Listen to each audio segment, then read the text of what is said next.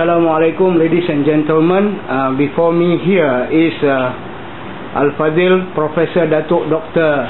Harundin Al-Haj, one of our nation's most esteemed Islamic scholars.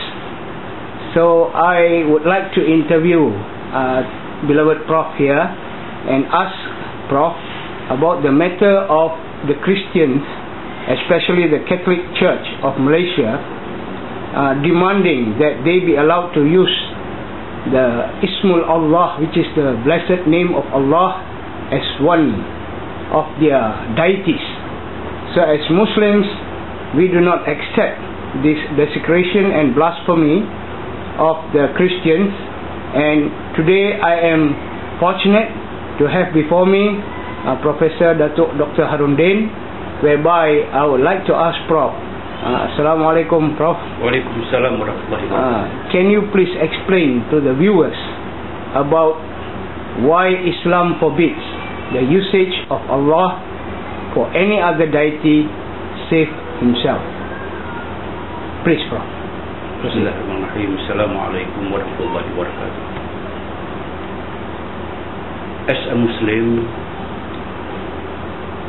I am very proud to declare that I worship Allah Almighty,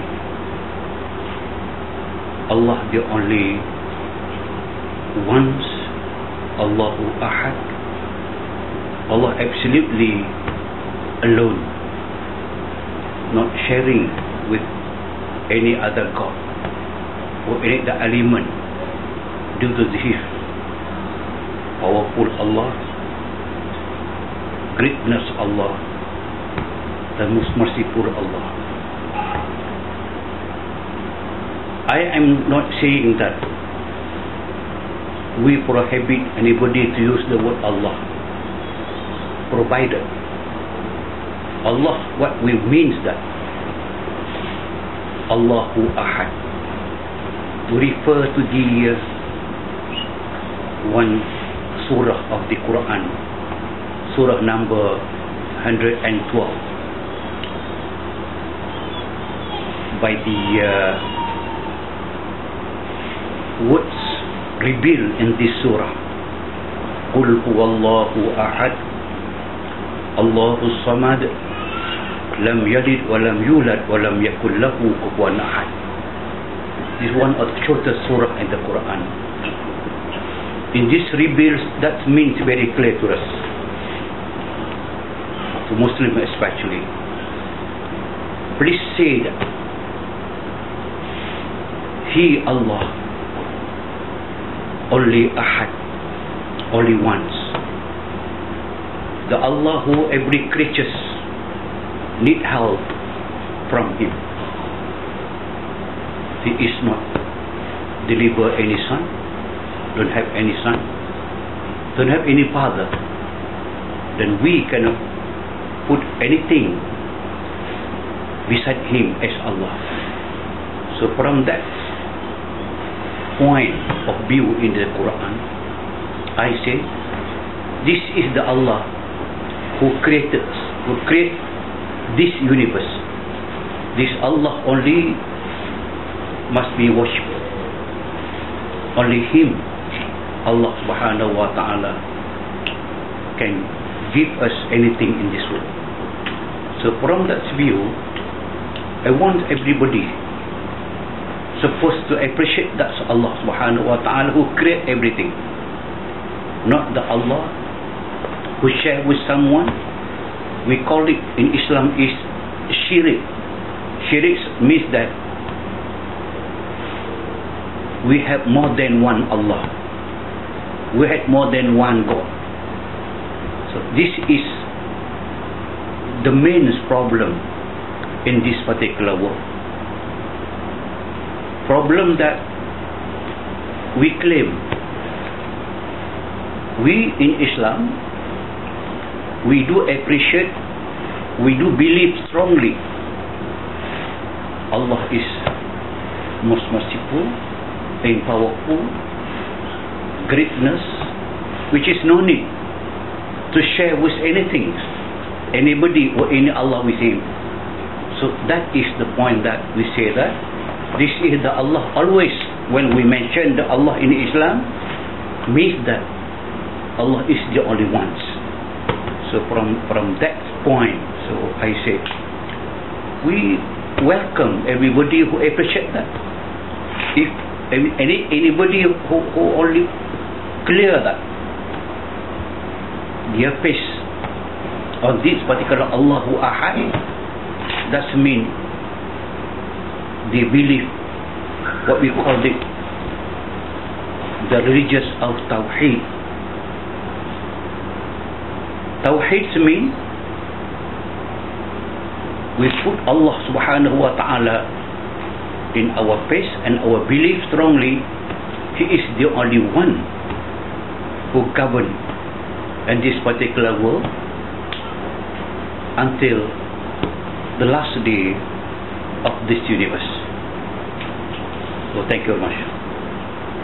Alhamdulillah, Prof. And I hope that the viewers will understand that in Islam there is no room for us to give way to any interpretation that Allah subhanahu wa ta'ala is one of the three triune gods that the Trinity in the Christian so-called faith comes to believe. And Prof, I would like to change our tone to bahasa Malaysia, insyaAllah, Prof. Jadi boleh saya minta Prof supaya memberikan penjelasan kepada umat Islam yang sedang menonton rancangan kita ini, bahawasanya tidak ada ruang bagi kita umat Islam menyekutukan Allah dengan Tuhan Kristian ataupun mana-mana sembahan puak kufar. Dipersilakan, Prof. Muslimin muslimat rahimakumullah. Dalam Islam, pengakuan syahadah adalah merupakan permulaan daripada bermulanya hidup seorang itu menjadi seorang Muslim, seorang yang mengakui Allah subhanahu wa ta'ala Tuhannya. Dan Tuhan Allah inilah yang kita dengar di mana-mana pun, sama ada dalam azan yang dikumandangkan tiap-tiap hari, dalam iqamah penuh dengan Allah, Allah, Allah, dalam sembahyang bermula dengan Allahu Akbar, berakhir dengan Assalamualaikum warahmatullahi. Dan dalam Quran sendiri pun secara mudah kita dapat lihat daripada ayat yang pertama pun kita dah baca a'udzubillah minasyaitonirrajim, bersambung dengan bismillahirrahmanirrahim, dengan nama Allah Tuhan yang Maha Pengasih dan Tuhan yang Maha Penyayang. Dan kita tengok misalnya dalam surah Al-Baqarah, surah yang kedua lepas daripada surah yang pertama sebagai mukaddimah ataupun Fatihah pembukaan. Dalam Al-Baqarah ini kita lihat ada 286 ayat. Kalau kita bilang Allah, terutama sekali kalau tuan-tuan puan-puan yang ada Quran yang dicetak khusus, bila sampai perkataan Allah dimerahkan, merah Allah, memudahkan anda bilang yang merah-merah tu Allah saja, bukan soal Rahman, Rahim, Ghafur, Wadud, dah. Ambil Allah sahaja. Dalam surah Baqarah ini ada sebanyak 276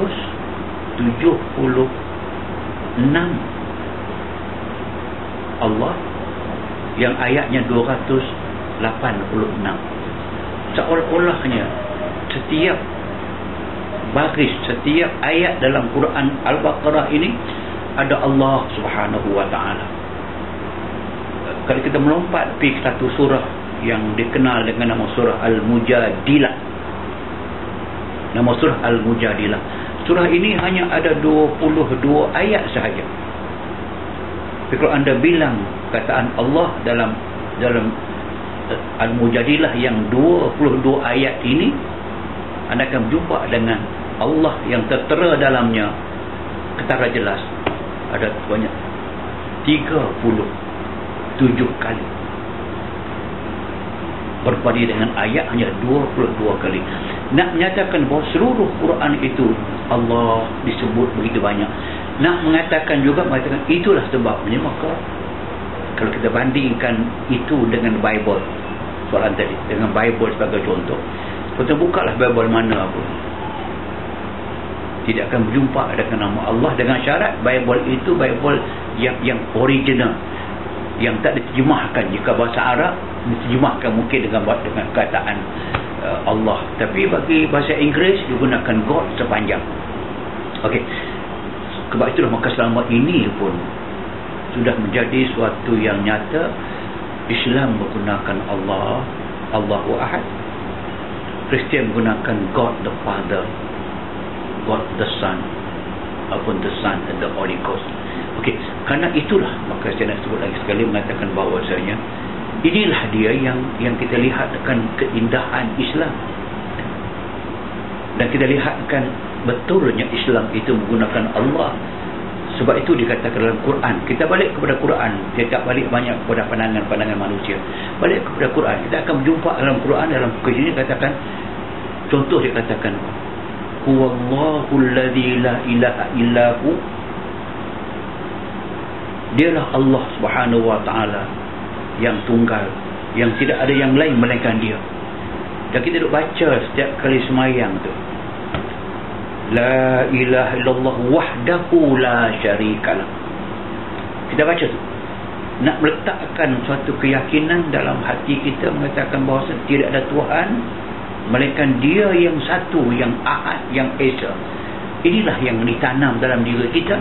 Waktu yang sama je Quran mengajar kita, dia kata laqad kafara allazina qalu innallaha thalithu salasa wa ma min ilahin illa ilahun wahid. Sesungguhnya kata Allah, kufurlah orang-orang yang mengatakan Tuhan itu ada tiga. Tidak ada Tuhan yang sebenar yang kamu nak sembah melainkan Allah yang tunggal, Allah yang esa. Kalau itu jelas dalam Islam, dan ratusan ayat lagi yang merujuk kepada Allahu Ahad ini, maka orang Islam sepatutnya tidak ada keraguan pada dirinya. Inilah Allah yang kita sembah, dan tidak boleh kita benarkan ataupun kita katakan boleh digunakan pada mana-mana agama untuk menggunakan perkataan Allah. Soalan yang saya nak tujukan bagi orang yang merasakan mereka bebas berfikir, bebas bersuara, bebas menyokong apa saja, tak apa, biar saya soal. Kalau kita sokong maknanya kita bersetuju. Sokong juga makna menolongkan. Bila kita sokong orang, kita tolong dia. Sebab tolong itu yang dipanggilkan dengan pertolongan yang langsung, tidak langsung, tapi menyokong itu maknanya kita bersetuju, maknanya kita membantu, kita menolong. Islam ada kaedah menolong yang kita baca selalu, wa ta'awanu 'alal birri wat taqwa wa la ta'awanu 'alal ismi wal 'udwan.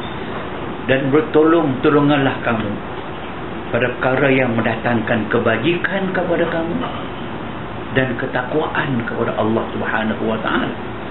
Itu yang disuruh kita tolong, disuruh kita sokong yang membawa kepada al-bir, kebajikan. Bir ini mendatangkan welfare kepada kita, kebaikan kepada kita, kebajikan kepada kita. Wa taqwa, dan jalan membawa kepada ketakwaan kepada Allah. Apa makna takwa? Patuh kepada apa yang diperintah, jauhkan apa dilarang. Dan wala ta'awanu, jangan kamu tolong. Quran tekankan wala ta'awan, jangan kamu sokong, jangan kamu bantu perkara yang mendatangkan ismi, dosa, wal udwan, dan permusuhan. Kita sokong. Kalau kita sokong penggunaan Allah ini untuk orang-orang Kristian, Katolik, mereka nak buat apa dengan Allah Ta'ala ini? Nak mengesahkan Allah, kita nak mensyirikkan Allah Subhanahu Wa Taala. Saya kata syirik, dan syirik ini suatu kezaliman yang cukup besar.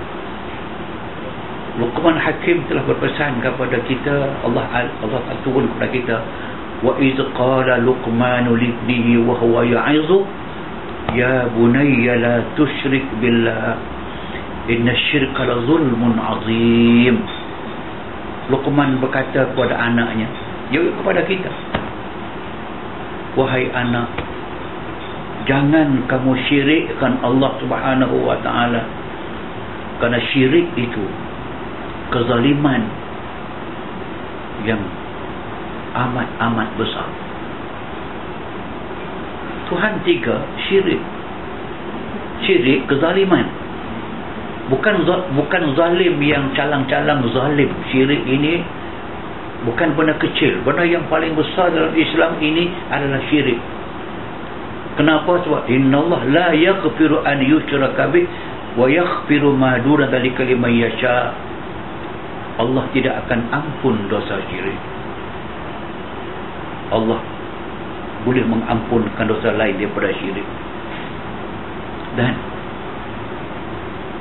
ada ayat yang sepatutnya kita renung lama-lama.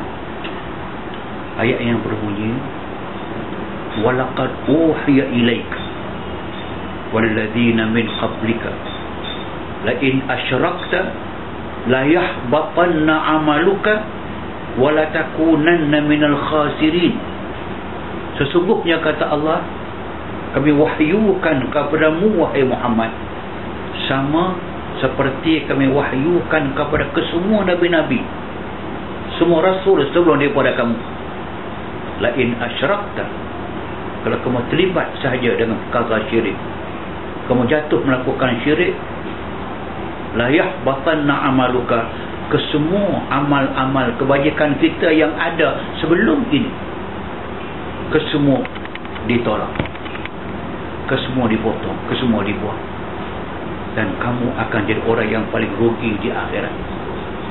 Semaukah perkara syirik seperti ini kita terlibat?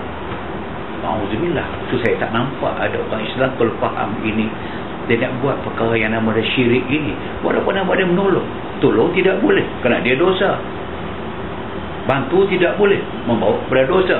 Melainkan kalau kita yakin kita tolong itu membolehkan kita capai daripada albir, kebaikan, bertakwa, ketakwaan kepada Allah Subhanahu Wa Taala. Kalau tidak ada ini, yang tinggal hanya dosa besar pula, Quran kata wala ta'awanu, jangan kamu tolong. Itulah yang pegangan saya. Maka saya nak menekan lagi sekali mengatakan, marilah kita fikir dengan semua rasa tanggungjawab kepada agama Allah, daripada diri kita sebagai seorang yang berpegang dengan agama tauhid, dinul tauhid, agama yang selama-lamanya meletakkan Allah Ta'ala itulah yang ahad, yang tidak ada sekutu baginya. Allah. Alhamdulillah Ustaz. Saya ingin menyampaikan pandangan bahawa ada beberapa penulis blog dan juga orang-orang yang kenamaan mengeluarkan pendapat bahawasanya kita ini umat Islam ni adalah idiots. Ada anak pada bekas pemimpin menyatakan sebegitu terhadap orang-orang Islam yang menyuarakan bantahan terhadap penyalahgunaan Ismul Allah ini. Maka apakah nasihat Prof kepada penulis-penulis blog yang orang-orang yang mempunyai kedudukan ini tentang akibat dan natijah perkataan mereka memperbodohkan umat Islam sendiri?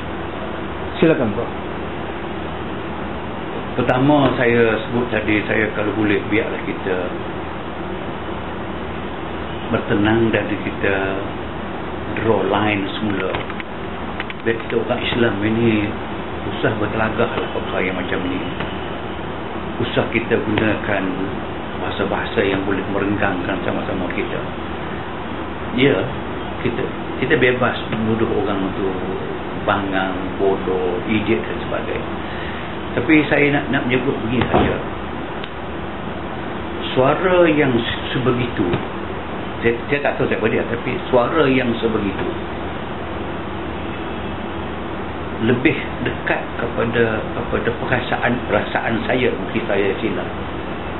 Itu bukan suara orang Islam sepatutnya. Kalau suara orang Islam, kita bersaudara. Bila saudara, kalau saya terlajak, saya tersilap, tegur dengan cara yang baik. Kalau anda tersilap pun, saya mungkin bagi komen yang boleh kita balik semula kepada kebaikan. Walaupun kita bercakap dalam dua konteks. Satu konteks kita balik kepada pengajaran yang kita ambil daripada agama kita, yang kita belajar, yang kita faham, yang kita tahu dia betul. Yang kedua, kita bercakap emosi ataupun kepada suatu kepentingan duniawi yang kita tak dapat tahu apa ada kepentingan duniawi. Bila balik kepada asas itu, bahawasanya kita nak pergi ke mana selain daripada kita nak balik kepada, kalau Quran sebut, fa in tanaza'tum fi syai'in faruddu ila Allah wa Rasul in kuntum tu'minu bil yawmil akhir. Kalau kita bertelaga, bersisih faham sama kita, mari kita kembali kepada Al-Quran dan As-Sunnah. Itu in kuntum tu'minuna billahi, kalau kamu betul-betul beriman dengan Allah dan hari kemudian. Okey.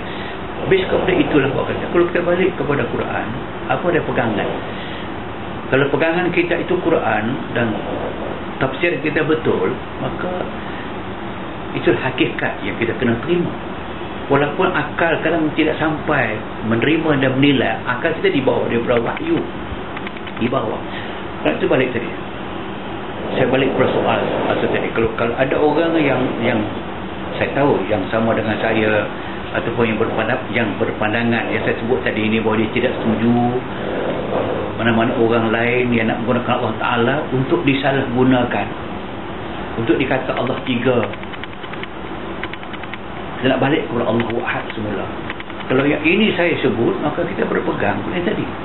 Saya berpegang tadi bahawa Quran jelas mengatakan bahawasanya Allahu Ahad itu jelas. Tidak ada sebarang tafsiran lain dalam Islam selain daripada Allah mesti Ahad. Kalau Allah tidak Ahad saja, bukan kata Allah itu tiga. Hatta kalau dua pun dikatakan Quran, wa qala Allahu la tattakhizu ilahaini itsnaini innama huwa ilahu wahid fa iyaya farhabun. An-Nahl 51. Itu dikatakan wa qala Allah berfirman kepada kita, jangan sekali-kali kamu menjadikan Allah itu dua, bukan tiga. La tattakhizu ilahaini itsnain, jangan kamu jadikan pegangan kamu Allah itu ada dua. Innama huwa ilahun wahid, sesungguhnya kata Allah, Tuhan yang sebenar yang hendak kamu sembah, Tuhan yang menjadikan alam ini, dia katakan ilahun wahid, Allah yang esa. Iyaya farhabun, kamu takutlah kepadaku, kata Allah Subhanahu wa taala. Kerana itu orang yang pergi ataupun yang senang berpegang kepada Allah Taala satu dan tidak boleh dibenarkan Allah Taala untuk disekutukan. Tak boleh. So, banyak sangat ayat jangan sebut. Jangan. So, kita pergilah ke mana-mana pun dalam Islam ini, tanyalah orang mana yang faham, berbalik kepada ayat Quran dan sebagainya. Memang Allahu wahid, ilahun wahid, Allah yang satu. Kerana itu maka kalau kita katakan orang ini pun dia idiot juga, arti Quran idiot, apakah nak sampai Allah idiot? Alhamdulillah. Atas itulah saya mengatakan bahawa balik kepada Quran. Kerana inilah yang disuruh tadi, yang dikatakan bahawa farudduhu, kita balik, rujuk balik kepada Quran kalau kita beriman dengan Allah Subhanahu wa taala. Dan apa untungnya kita bila kita pergi kepada peringkat siapa tadi, siapa kalau sama-sama kita boleh katakan idiot, sesama kita, sesama Islam, kita katakan idiot. Tapi kita takkan katakan idiot kepada orang lain. Apa kepentingan kita pada ketika itu? Melainkan yang kita dapat hanya permusuhan antara kita, orang lain musuh kita bertepuk tangan dan sebagainya. Itulah yang patutnya kita elakkan. Apakah nasihat Ustaz kepada orang-orang yang telah mengeluarkan kata-kata yang menyinggung perasaan umat Islam dan juga yang sibuk menabur fitnah terhadap umat Islam yang sekarang telah bangkit kesedaran tentang perlunya mereka bersatu untuk menegakkan kalimah Allah dan memelihara kesucian Islam? Silakan Ustaz. Saya sendiri terasa bahawa fitnah itu wujud. Saya bercakap tentang diri saya bila saya panggil press conference di rumah tempat ini dahulu, minggu sudah, untuk menyatakan pandangan saya, dan tidak pernah saya panggil press conference rumah saya. Banyak isu sebelum ini saya tidak pernah panggil press conference, tapi yang ini kes Allah ini saya cukup sah dan amat besar. Kalau saya tutup mulut, berdiam diri, tidak bersuara langsung untuk membela Allah Ta'ala ini, saya merasakan bersalah sangat kepada Allah Subhanahu Wa Ta'ala. Saya panggil press conference. Saya mengatakan bahawa orang yang menyokong untuk agama lain, untuk Katolik, menggunakan nama Allah, membantu mereka, menolong mereka, memberi ruang kepada mereka untuk mensyirikkan Allah Subhanahu Wa Ta'ala, saya kata orang yang menolong ini boleh membawa kepada kekufuran. Ulang lagi sekali, saya sebut beberapa kali.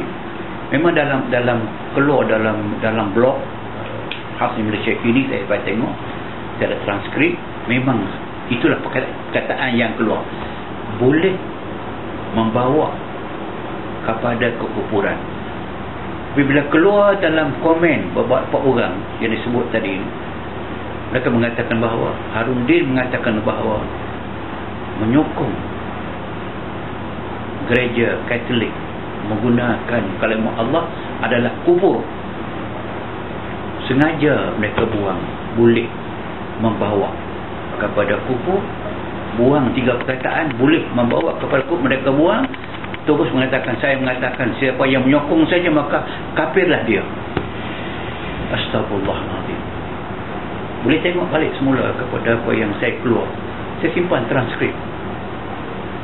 Lillahi ta'ala. Saya ingat apa yang saya kata sebab saya belum nyanyi. Saya boleh membawa kepada kufur. Jauh sangat bezanya. Boleh membawa kepada itu bukan sekarang jatuh. Macam kalau saya katakan bahawa penabur fitnah boleh membawa ke neraka. Dengan penabur fitnah masuk neraka, dua yang berbeza. Pemain judi bapa ke dana, pemain judi boleh membawa bapa ke dana.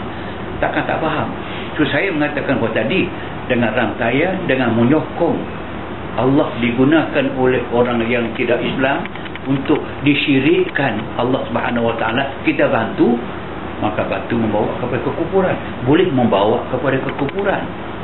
Hasrat saya nak menghalang kalau boleh orang Islam jangan menyokong, tapi dipitnahkan. Saya setuju dengan apa, dipitnahkan begitu teruk. Dan orang komen saya dalam blog yang sempat saya tengok lah, orang komen saya berdasarkan kepada itu, kepada saya mengatakan bahawa telah kufur sedangkan belum. Kalau itulah realitinya, maka dosa amat besar orang yang menaburkan fitnah kepada masyarakat. Sekali sahaja aku qauli hadza Assalamualaikum warahmatullahi wabarakatuh. Waalaikumsalam warahmatullahi taala wabarakatuh. Saya mengucapkan berbanyak terima kasih kepada Yang Bahagia Profesor Datuk Dr. Harundin di atas amanat dan penerangan serta ilmu yang telah disampaikan, dan saya harap umat Islam akan mengambil iktibar dan pengajaran daripada apa yang telah yang berbahagia Prof sampaikan. Bersama-samalah kita bersatu menyampaikan yang hak, dan kita hendaklah menghentikan fitnah sesama kita.